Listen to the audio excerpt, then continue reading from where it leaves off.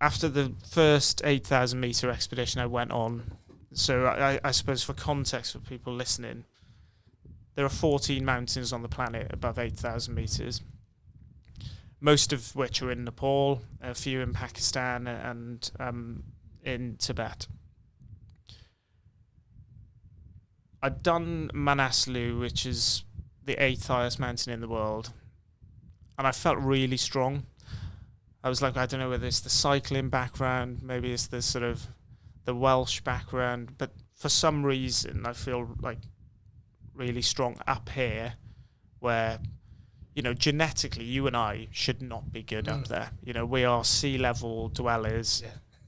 We are not used to altitude.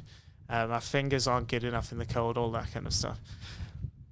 And then at the end of that expedition, or certainly within sort of 12 months after that expedition, somebody gave me a call, a pal of mine from the climbing world, and he was like, dude, do you want to come on Everest? We're going in like 2.5 months.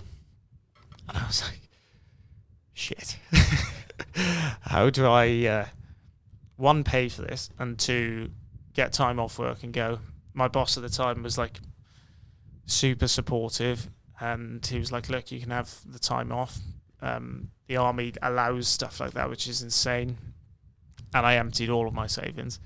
I kind of looked at through this prism of, well, I've got a decent contract, so there's going to be money coming in at the other side as long as I survive.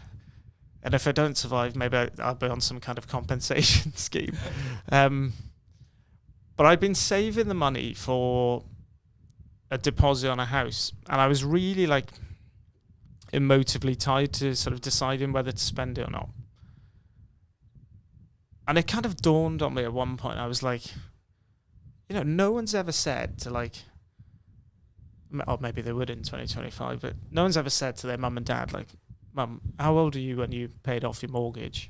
Or, you know, or what rate did you have, and all that boring nonsense. And I know it's a fact that we need to sort of get on, but I was like, let's spend this. Yeah. I can think about like the property after.